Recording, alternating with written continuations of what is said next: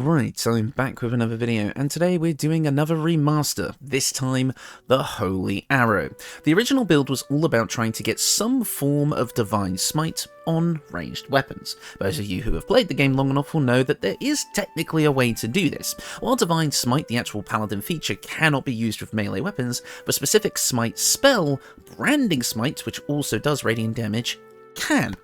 There were some problems with the original build. Obviously, while it probably was as optimized as it could have been at the time, at least from my own game knowledge, there's definitely been some kind of improvements to my overall kind of style of video, because that old video was a bit disjointed and all over the place, so this video will flow a bit better, as well as the fact that I, myself, and members of the community have discovered little optimizations here and there, which have actually made the build skyrocket in power, to the point where it's probably one of the more powerful builds that I've ever made. Trust me, you will do pretty damn well with this. And actually, a huge shout out to Eclipse Factor, long-time viewer of the channel and member of the community, who actually pointed out a very specific kind of update to this build that has made it very strong, so huge shout out to them. Basically, the whole idea of this build, as I said, is to be able to use the Branding Smite to basically do like Paladin stuff, but with a bow, as well as picking up some other levels here and there from other classes to be able to optimize the strategy a bit further. As for the original leveling scheme of this build, that has not changed, but the equipment choice and the, the spell selection has changed to be a lot more optimal. So, without further ado, let's get into the build. Starting off, we're going to kick things off as a fighter. This is going to give us access to concentration saving throw proficiency with our con saves, which is great because a lot of the things we're going to be doing as a paladin are concentration based, including Branding Smite itself. But with the way this build actually works out, we don't need any more than 16 charisma to actually make our stuff work, because thanks to the way kind of these smite spells work, they are going to use our weapon attack rolls, meaning that we are actually going to have a pretty high chance to hit regardless, as well as the fact that we're going to have so many ways of kind of mitigating chance to hit penalties that we are going to be able to hit basically all of the time with this character anyway. So, but we definitely still want to start with fighter to be able to keep up that concentration, as well as pick up the archery fighting style. Archery is going to be huge for us because it's going to give us a +2 bonus to ranged weapon attacks. This is going to help out with a ton of stuff that we're going to be trying to do later. Oh man, this is going to be one of those days where I can't speak again. Anyways, let's look at the stats. Strength is at 8, we do not need it. Dexterity is at 16 because it is going to be our main attacking stat, as all bows use it. Constitution is at 14, we don't need that much. We're not going to be a up-close and personal fighter, meaning that having a slightly lower overall pool of HP is not going to kill us. And again, we're going to have proficiency and concentration saves anyway, so we don't need our constitution to be as high. And again, while we will be using concentration-based spells with this build, the concentration aspect of it doesn't actually matter. We mainly want Branding Smite for the added radiant damage that we'll be adding onto our attacks. We don't really need to focus on the concentration aspect of it, which just makes it so foes can't turn invisible, although that will be useful in some encounters. So, but overall, what I'm trying to get at is a 14 in Constitution is going to be just fine. 8 in Intelligence, we don't need it.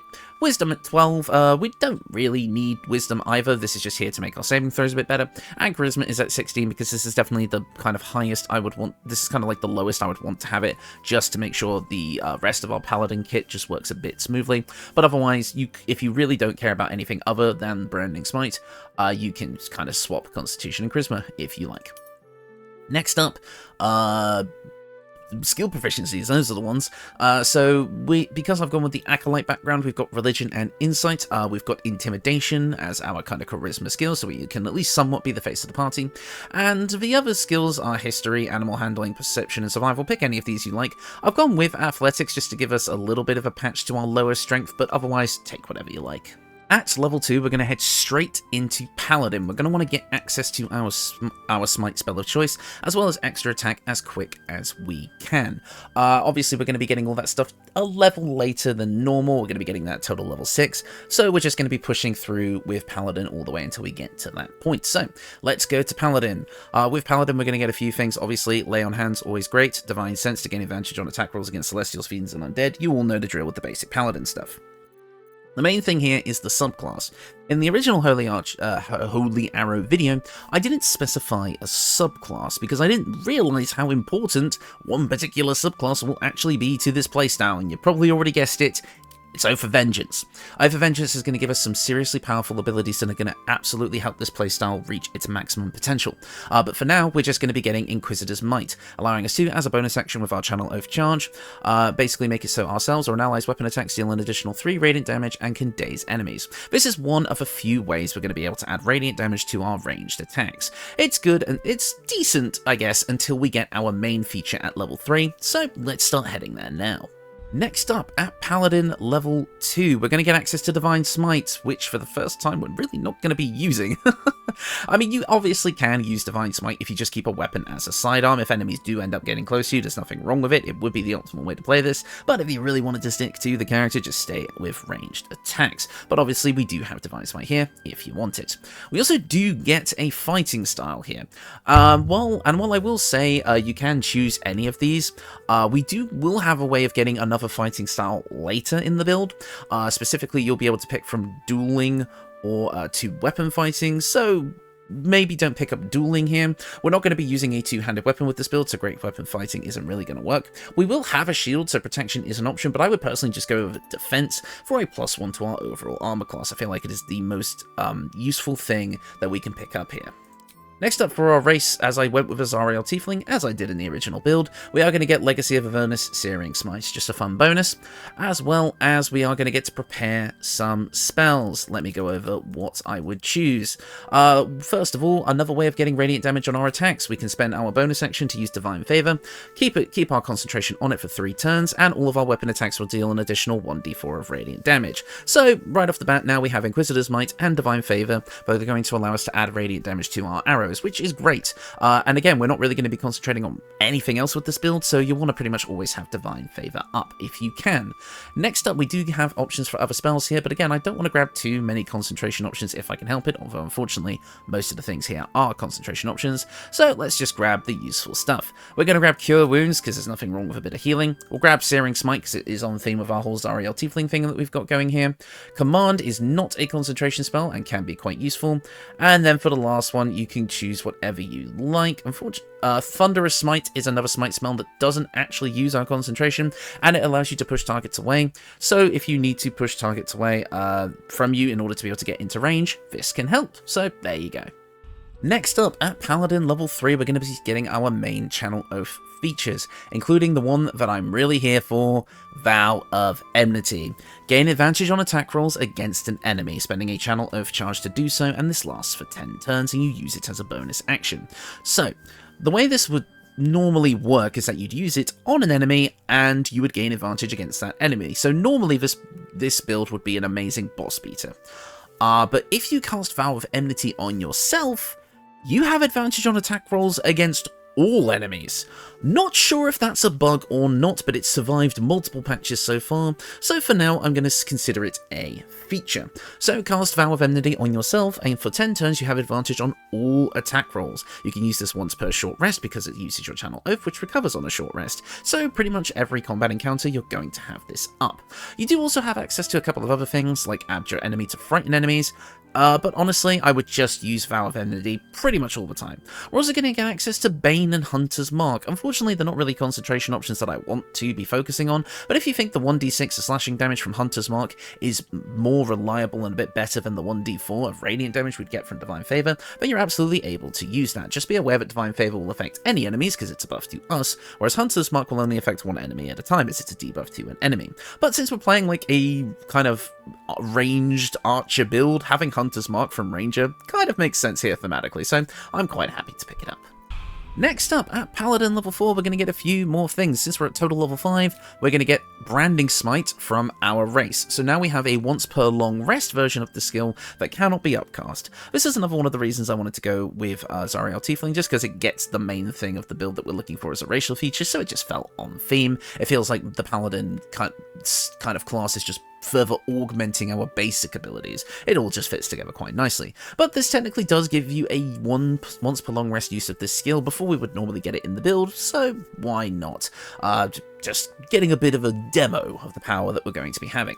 Next up, we do get to prepare more spells, but I'm going to ignore that for now until we get to the level 2 options. And finally, we do get to choose our first feat at this level. Now, it's entirely up to you what you want to go with here. Obviously, a bump up to our dex is not going to go amiss, but if you feel like you have enough tools in your arsenal that, like, for example, Vow of Enmity, to be able to take on this risk, like, or maybe some equipment that you might have at this point, let's grab Sharpshooter, because of course we're grabbing Sharpshooter, it's a ranged build. Your ranged weapon attacks do not receive penalty from high ground rules, nice, as well as ranged weapon attacks with weapons you are proficient with have a -5 penalty to the attack roll but deal an additional 10 damage, basically the same as Great Weapon Master. So, the idea here is that with this build you're going to cast Vow of Enmity on yourself to get that advantage to offset the penalty of Sharpshooter. This plus the archery fighting style as well as some equipment that we'll be picking up, you probably will have kind of my early game equipment option by this point. You will pretty much be able to get Sharpshooter off pretty much all the time, despite the fact that we only have a 16 dex at this point, so while there is still a bit of risk of missing, there's not nearly as much as there could be, so you're going to be pretty okay with this setup. Of course, if you want to make this build as reliable as it possibly can be, then take the dexterity boost first, but you'll be waiting a while to get Sharpshooter if you do that, so I recommend picking it up now so you can start absolutely destroying enemies as early as possible. Next up, at Paladin level 5, we're going to get access to extra attack, meaning now that we are a full martial fighter, we're able to make 2 shots with our bow in a turn, as well as we are going to get access to level 2 spells, including our oath spells, that being Hold Person, which can be useful in certain situations, and Misty Step, which is just brilliant for a ranged build, being able to teleport to a vantage point where melee enemies are going to have a hard time getting to you, as well as easily having a bonus action option to just get you out of danger so you can reposition yourself for optimal ranged attacks. It's just perfect. Misty Step is so good for this build, and I cannot believe I did not recommend Vengeance in the original video as basically a requirement. But now, of course, because we have access to level 2 spells, that means we get what we're here for, Branding Smite, and this version can be upcast. Now, I've reported this bug to Larian before, and I will mention it now before I forget. Branding Smite cannot be upcast past level 3 without it glitching out. We will have a level 4 spell slot by the time we are done with this build, but if you try to cast this with a level 4 spell slot, it will actually just go back to level 2 spell slot damage, because paladins aren't normally supposed to have more than 3 level 3 spell slots.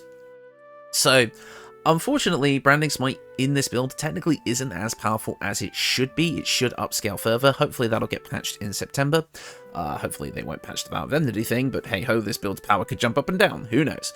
But with Branding Smite as it is, it will be optimal to cast with level 3 spell slots at the moment to get the most damage out of it, but otherwise it's still a lot of damage. With every upcast it adds an extra d6 of radiant damage, so this is an extra 3d6 of radiant damage in addition to our plus 10 from Sharpshooter, as well as some other bonuses we'll be getting later. But let's talk about the rest of the spells for now. We're going to take off Heroism and Protection from Evil and Good. I would say throwing Aid onto this build would absolutely not go amiss. If you don't have a cleric in the party who's dedicated to healing, this is just going to be a nice buff to the whole party. And then for your last spell, it can kind of be whatever you like. I'm just going to take Lesser Restoration because, I don't know, we kind of have a semi kind of healing vibe going on here, so, and it's another non-concentration option. I suppose Protection from Poison could also work if you feel like dumping a level 2 spell slot on the ability to just have resistance to poison, but when is that ever really going to come up? So it's a pick your poison type deal. See what I did there? Oh dear. Right, we're no longer going to be going any levels in Paladin. We don't really need anything from Paladin. Obviously, the auras are nice, but for Oath of Vengeance at level 7, you only get Relentless Avenger, which just increases your movement speed. So we don't really need that here. And Aura of Protection, as nice as it is, there are things I want a little bit more.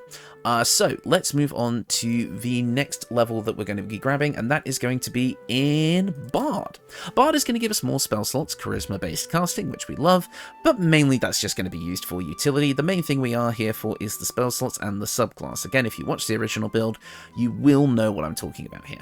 So, let's get into the cantrips. Of course, we can keep Vicious Mockery here. It's not going to have as high of a chance to hit with our 16 Charisma, but hey, you never know where it can come in handy. And of course, we want Friends. But of course, if you feel like a more utility option, feel free to grab anything else.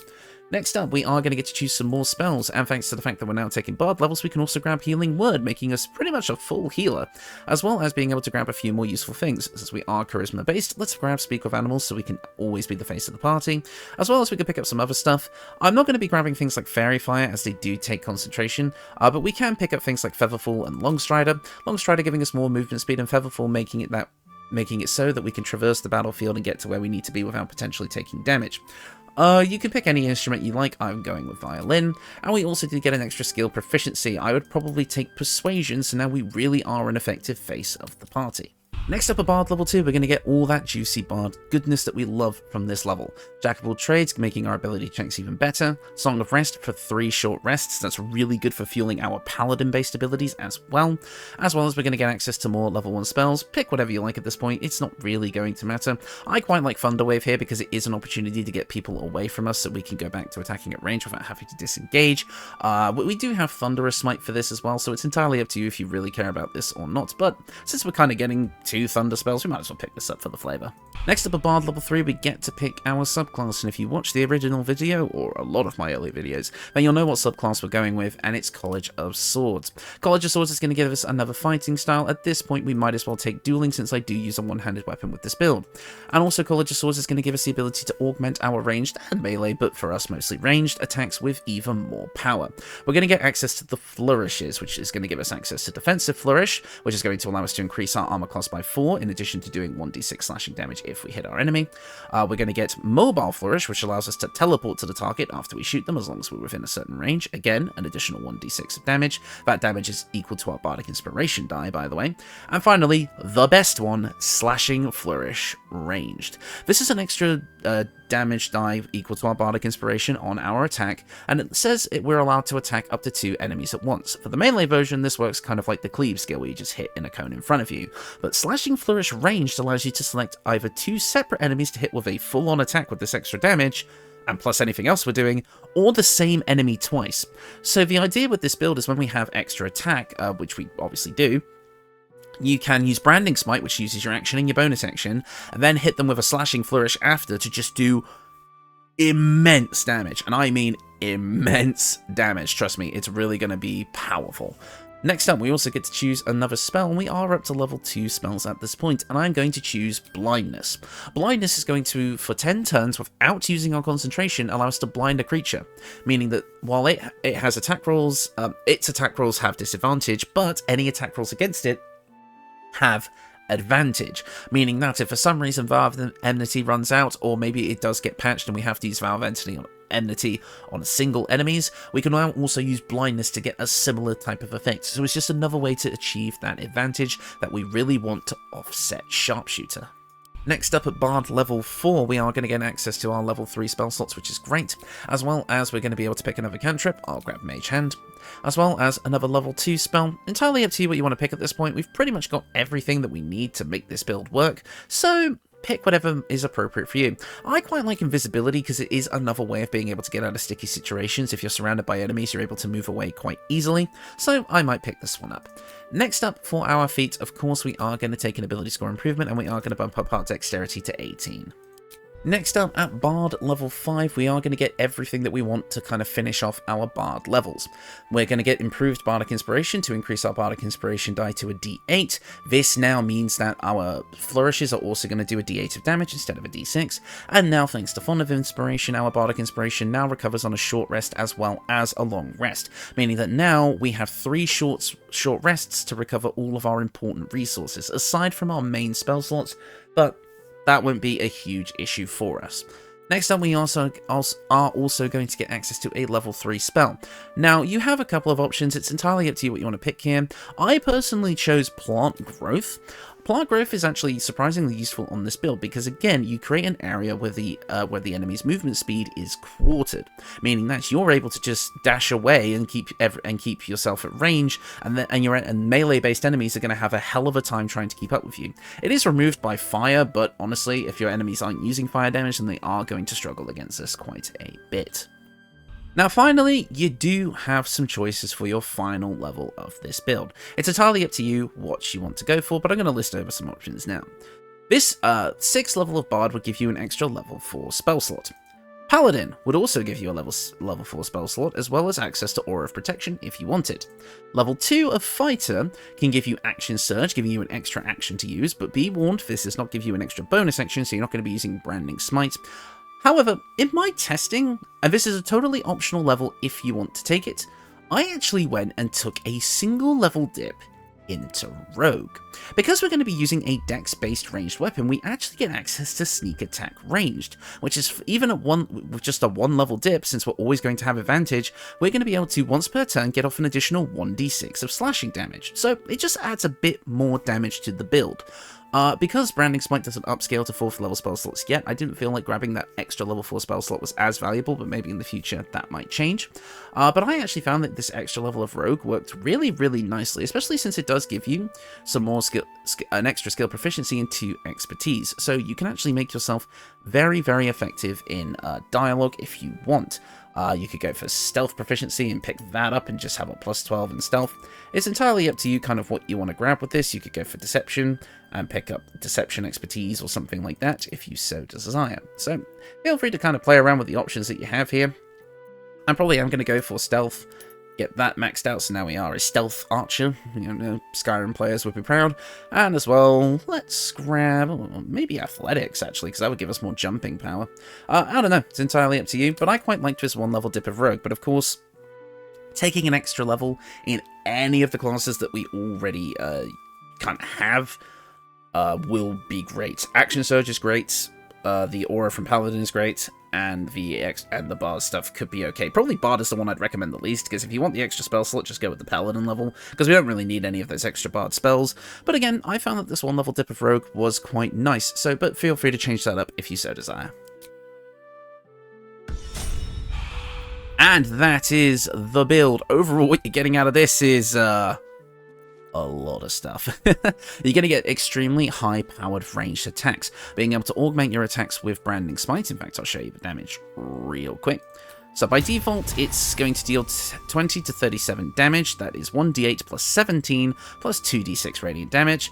Scaling up to level 3, that is going to be 21 to 43 damage with that extra 1d6, but unfortunately, I'll show you off here, it does go back down to the level 2 variant if you go up to level 4 spell slots. Definitely a bug, needs to be fixed, but of course, we got a lot of power here. And in fact, weird thing I found, so you see how we're doing kind of like the Divine Smite animation holding the weapon above our heads with this animation for Branding Smite?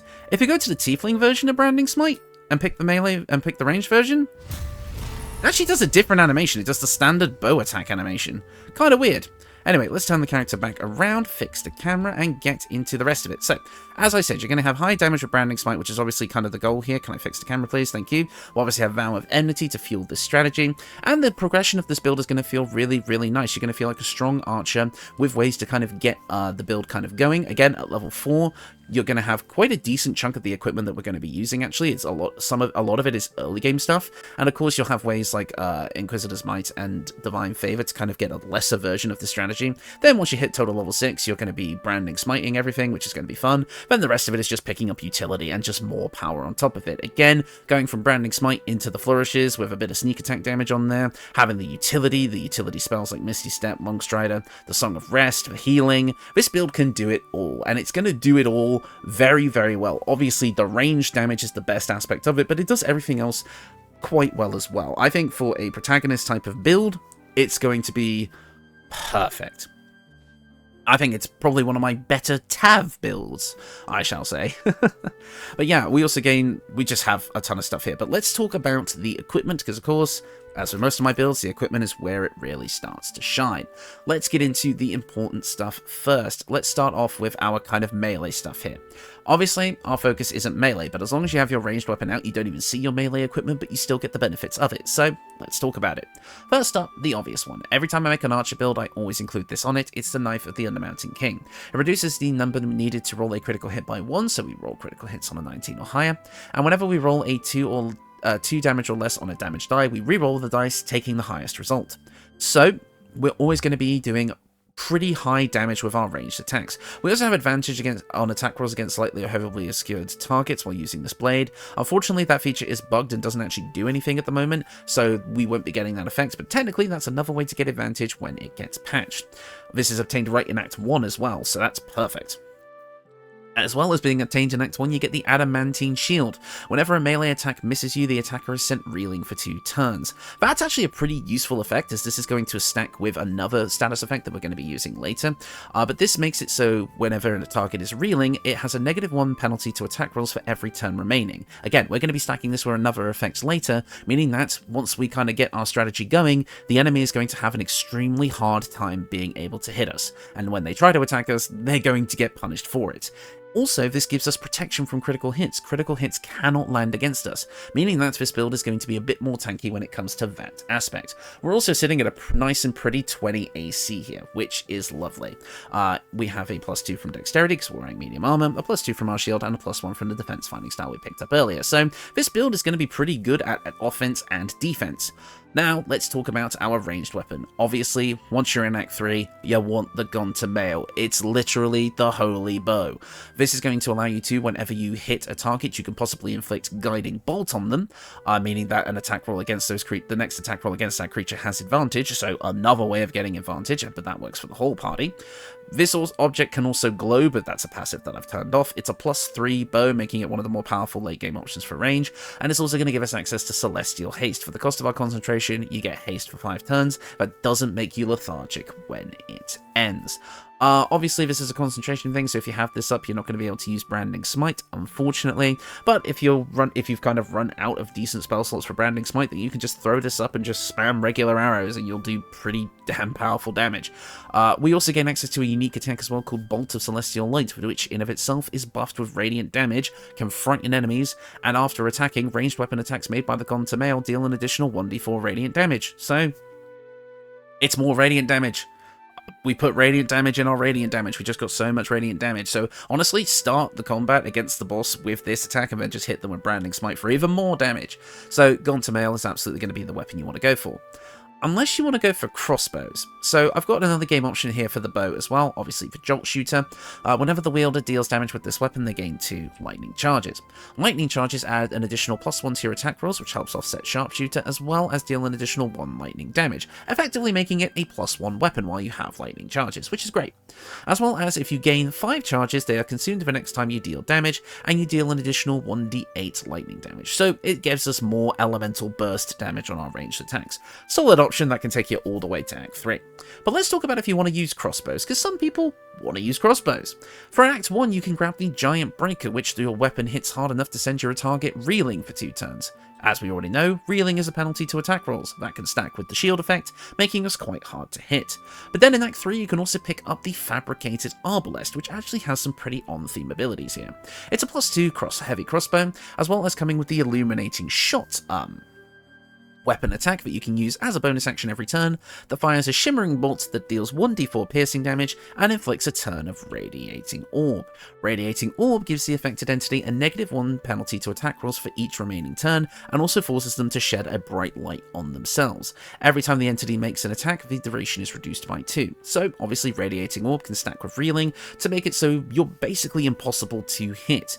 Just with this alone, and the effect from the shield, you can get a -3 penalty to attack rolls if an enemy attacks you. So that's pretty powerful, but obviously we'll be able to make that even stronger in a minute. So yeah, those are some options for you for your ranged weapon. My personal pick is the Gontameo. I think it is the best one for this strategy, but the other ones will also do just fine. So let's get into the equipment. First up, the Mask of Soul Perception. Anybody who's running a Great Weapon Master or Sharpshooter build basically needs this, as far as I'm concerned, giving you a +2 bonus to attack rolls, initiative rolls, and perception checks. Initiative rolls, great. We always love acting first. Perception checks is helpful, but the +2 bonus to attack rolls is what we're really here for. Obviously, again, offsetting that -5 Sharpshooter penalty. It also comes with a free usage of Detect Thoughts, so nothing wrong with that. But of course, this is a Act 3 option. If you want an early game option, grab the Marksmanship Hat, which will give you a +1 bonus to ranged attack rolls and thrown attack rolls. So basically just a lesser effect of the Mask of Soul Perception for us, but it's also a cowboy hat, so it might be preferable for you. In fact, actually, it looks pretty badass on this character. Okay, I didn't realize it erased the hair. Never mind, it looks freaking terrible. Why does it get rid of the hair? Oh, that's so annoying. Anyways, for our armor, picked up right in the early game, we have the Luminous Armour. I did feature this in the original build, but I suggested getting rid of it as soon as you leave Act 1, and boy was that a mistake. The Luminous Armour is absolutely one of the best pieces of armour for this build. I completely underestimated the power of Radiating Orb back then. This comes with Radiating Shockwave, so basically whenever the wearer deals radiant damage, I mean we're going to be doing that all the time, they cause a Radiant Shockwave. Radiant Shockwave inflicts Radiating Orb in all enemies in a 3-meter radius. Now, I thought that this was a 3-meter radius around the player, but no, this is a 3-meter radius around the target. So, for shooting with our Radiant Bow, and hitting with radiant damage with a radiant arrow, take a drink every time I say radiant, drink of water I shall say, you'll be very hydrated, you can basically, if the enemies are grouped up at a distance, you can inflict a radiating orb not only on your target but on enemies around them too, which is extremely fun. And again, we want to be stacking as much radiating orb as we can for the most part. You'll see what I mean. Obviously, if you're going for a full radiating orb build, there are more ways of stacking it up, but this build isn't solely focused on Radiating Orb, but with this, as well as, you know, the amount of radiant damage we'll be doing, this is more than enough to kind of get the job done, at least in my opinion, because again, if we have radiant damage on everything that we do, pretty much, because of the multiple ways we can get it, with the amount of attacks we'll be making in a turn, you'll be able to stack up Radiating Orb really, really quickly. You will have seen in the combat footage. So, yeah, that's an Act 1 option as well, so we don't need to show off any early game equipment there. But now let's move on to another Act 3 piece of gear, the specific piece that was suggested by Eclipse, the Smite Gloves. When casting a spell that requires an attack roll, you can take a -5 penalty to the roll to deal an additional 1d8 of damage. So technically, yes, between this and Sharpshooter, we're taking a -10 penalty to the roll, but with all the bonuses we've been able to accrue, it really doesn't matter. You're still pretty much going to be hitting all of the time, and this will add an additional 1d8 of damage. But here's the kicker: because Branding Smite deals our bow damage as well as the additional radiant damage, but is still considered a spell attack roll for both the piercing damage from the bow and the radiant damage from Branding Smite will get boosted by the Smite Gloves. That's an extra 2d8 of damage. That gets re-rolled thanks to Knife of the Underman King. This is so strong. So strong. You'll see in the combat footage that I'll be showing off at the end of the video, and I will have shown off a bit at the beginning. I have the combat log opening. You can see the damage. At least I hope it was. I did a bit of testing here and there, obviously, with this build. I tested this build at level 4, 6, 10, and 12. And honestly, the Smite Gloves, just as soon as you're able to get those, I put them on around the level 10 mark.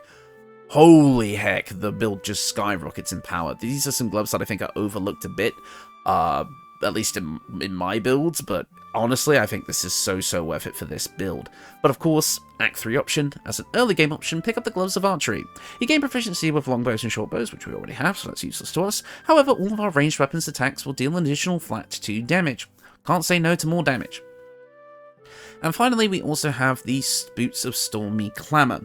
When the wearer inflicts a condition upon a hostile creature, they also inflict 2 turns of Reverberation. So every time we're going to be inflicting Radiating Orb or Reeling, we are going to be able to inflict Reverberation. Now, you've all heard this before, but let me just say it again. The affected entity has a -1 penalty to their physical saving throws, as well as when you give them 5 or more stacks of Reverberation, they take 1d4 thunder damage and possibly fall prone. Of course, prone, knocking them on the floor, is another way of getting advantage, and also just a massive boon for yourself and the whole party.